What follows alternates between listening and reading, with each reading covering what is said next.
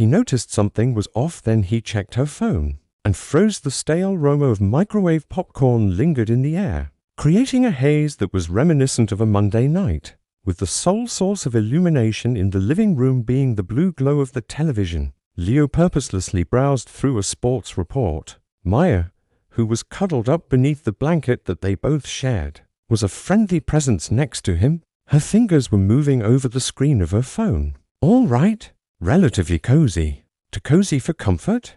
The first prick was caused by it. A little dissonance, similar to a single note that is out of tune in a song that is already recognized. They were unable to identify it. Perhaps the reason was that she was tapping the screen in a somewhat more methodical manner than normal, as opposed to her typical thoughtless scrolling. A hardness that was hidden behind the smooth cotton of her sweatshirt, or the tiny strain that was present in her shoulders. Without a doubt, not stress. This is more akin to concentrated hard work. With regard to what?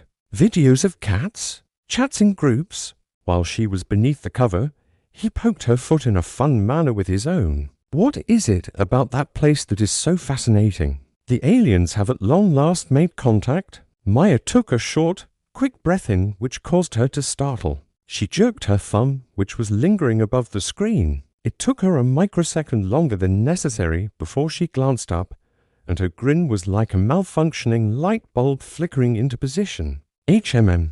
What a bunch of stupid memes. That is true. Her chuckle was a little too short and a beat too high for my liking. She did something that she never did until she was in a state of panic, and that was to tuck a strand of hair behind her ear. Leo fought back a smile and answered right as he smiled. A shiver ran down his spine as the prickling sensation intensified.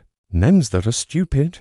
With a gleeful look at this idiot. In her voice, Maya would often shove her phone in his face and inhale memes like air. She would do this within seconds. It seemed strange to be so absorbed in silence. In the kitchen, he saw it once again at a later time. During the pause, he was cleaning dishes and the sound of plates clattering was audible. Maya was allegedly grabbing water as she stood by the refrigerator. However, when she looked at her reflection in the dark glass, she was not looking at the water bottle but rather at her phone, which she was holding low. The look on her face was not one of comfortable enjoyment, rather, it was one of keen inspection, with her brow furrowed and her lips pushed thin, as if one were trying to comprehend a code. Upon becoming aware that he was observing, she abruptly placed the phone on the counter in a face-down position with a loud clack. She murmured, thirsty, while avoiding giving him her gaze. Eventually, the disquiet became into a stone that was cold and heavy in his stomach.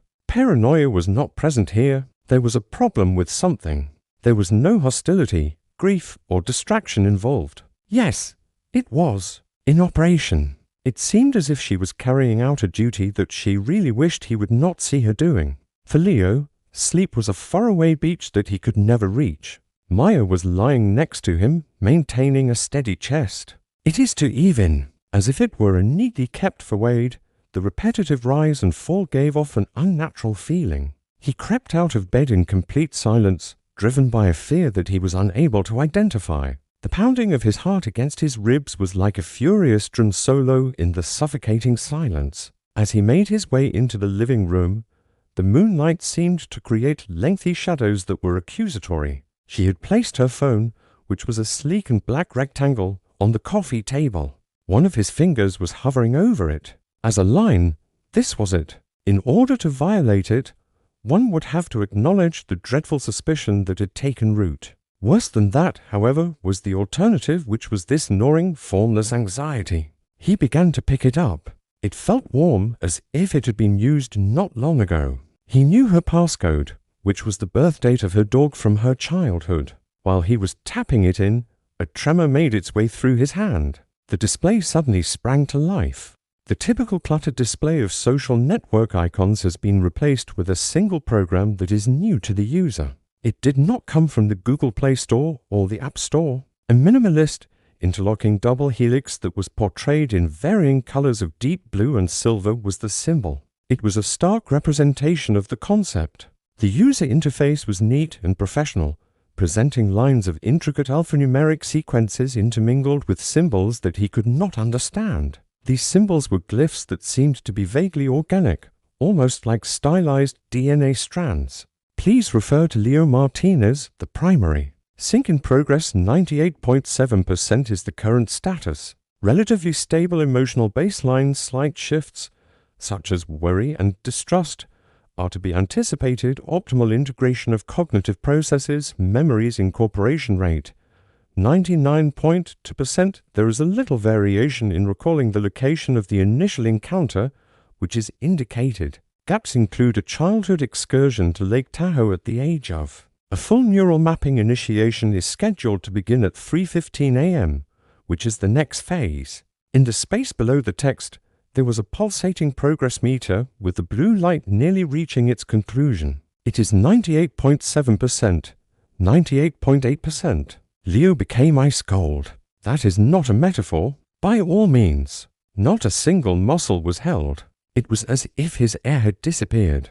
The frozen stone that was located in his stomach erupted into a colossal explosion of freezing horror. At the same moment that they were meaningless, the words swirled before his eyes, all the while being horrifyingly exact. Hello, my name is Leo Martinez. Memory assimilation. Neural mapping. There was no cheating involved. This wasn't a hidden pastime or a debt occurrence. This was definitely not the same. Something that cannot be done. Something that suggested that copies, data, and the fact that he was the subject of an unseen and scary process were all there. His eyes were fixed on the pulsating bar. It is 99.1%. There was a gentle creaking sound coming from behind him. As he turned around, the phone remained firmly grasped in his icy palm, and the icy blue light emanating from it illuminated the fear that was visible on his face. Maya was standing at the entranceway. That was not Maya, however. No, not really. The lady he loved, who was warm, occasionally untidy, and energetic, had passed away. Unsettling stillness was represented by a figure that stood in her place. Her eyes, which reflected the illumination of the phone, did not emit any warmth or astonishment. Rather, they had a frightening and analytical calmness. The small slump that she often displays was completely absent from her posture. Her face was indecipherable as she stared first at him and then at the phone that he was holding. "You weren't supposed to see that, Leo," she stated in response. She had Maya's voice with the usual rhythm and the faint rasp that comes after sleep.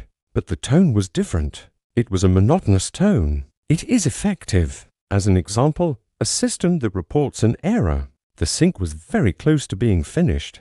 Uncertainty about the topic is necessary for optimal parameters. He was struck by the term subject as if it were a blow to his body. There was a 99.5% pulse on the phone screen. The room was illuminated by a clinical blue light which transformed the room, which was normally normal, into a scene from a nightmare. The lady who had been a part of his life, whose laughter could be heard echoing through these walls, and whose hand he had touched, was viewing him as if she were a specimen, an undertaking that is almost finished.